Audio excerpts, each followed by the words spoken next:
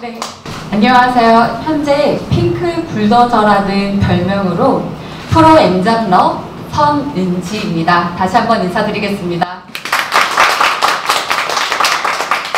오늘 제가 이 자리에 서게 된 거는 큰 영광으로 생각합니다.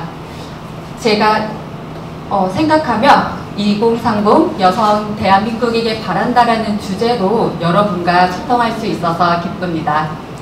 제가 대한민국에 바라는 거는 딱 하나입니다. 꿈을 마음껏 꾸며 행동할 수 있는 환경을 바라고 있습니다. 저는 짧게 저에 대해서 얘기를 할게요.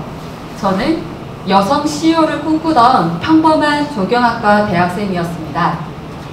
그랬기에 낮에는 대학을 다녔고 그리고 저녁과 주말에 건설회사를 다니면서 이런 설계 일을 했었어요.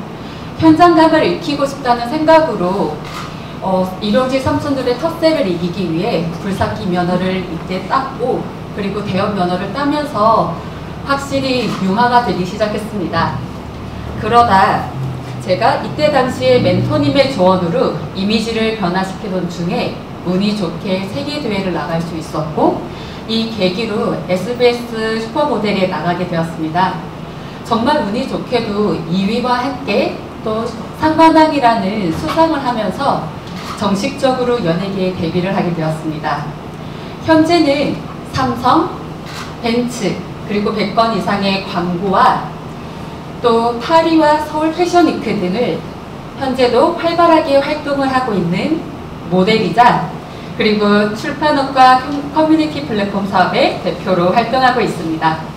이 모든 거는 목표를 설정하고 그 꿈을 향해 달려갔기 때문입니다. 근데 이런 말이 있죠. 꿈의 크기에 비례해 시련을 준다 라고요. 3년 전 저에게 일련의 일들이 있었습니다. 아버지는 갑자기 큰 수술을 좀 하시게 되었고 남동생도 교통사고에 그리고 저 또한 뉴스에서 보던 범죄들을 당하게 되었습니다.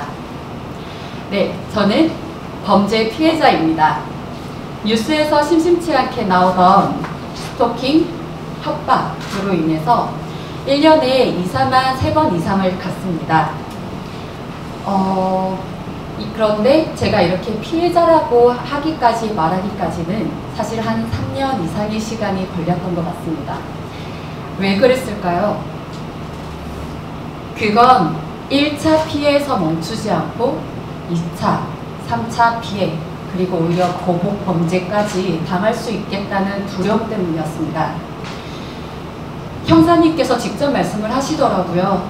저에게 신변보호 시계를 주시면서 그런데 이거는 당신을 보호하지 못할 거예요.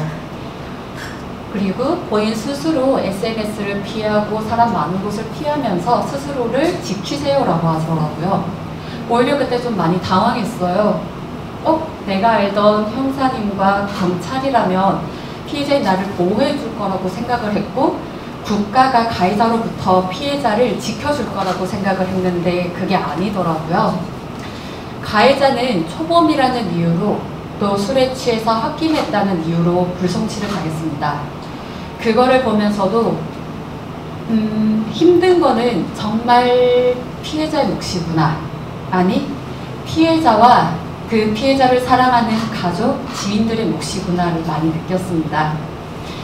특히나 이런 범죄 피해자들은 갑자기 생계가 끊기기도 해서 가해자가 찾아왔던 집에 강제적으로 있어야만 했고 그리고 이거를 이겨내고 싶어서 가고 싶은 병원도 갈 수가 없었고 이 생계를 지키기 위해서의 활동도 못하게 되었습니다. 또 다른 범죄에 대한 그런 공포심도 전부 다 오로지 피해자가 받아야 할 몫이었습니다.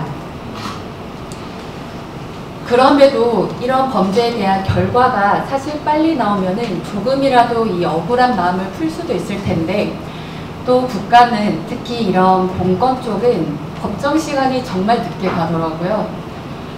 3년에 걸쳐서야 결과가 이제야 나오기 시작을 했습니다. 그 시간까지도 피가 말리는 시간 모두 공포심 모두 피해자 몫이었습니다.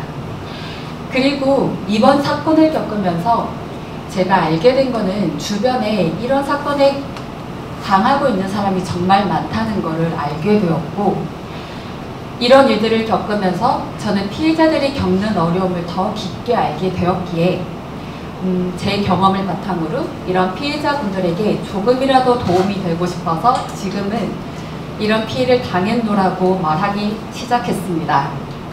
제가 전혜연 대표님이 주최하는 이 청년과 함께 포럼이라는 참여하게 된 큰 이유는 현장 최전선에 있는 2030 우리 청년들의 목소리에 실제로 듣고, 그리고 여기 계신 우리 선생님들처럼 이런 현장감에 있는 지혜와 경험을 녹여서 우리나라를 이런 특히 포럼을 형태로 대화를 하며 실질적으로 바꿀 수 있다라는 그 이유 하나였습니다.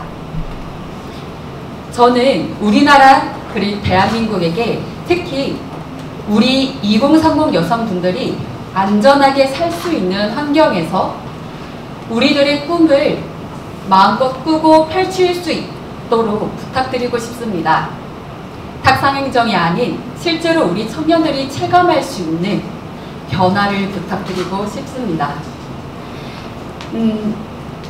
여러분, 그리고 아직까지도 어둠 속에 그 길을 걷고 있는 분들께는 딱 한 가지 얘기를 드리고 싶습니다.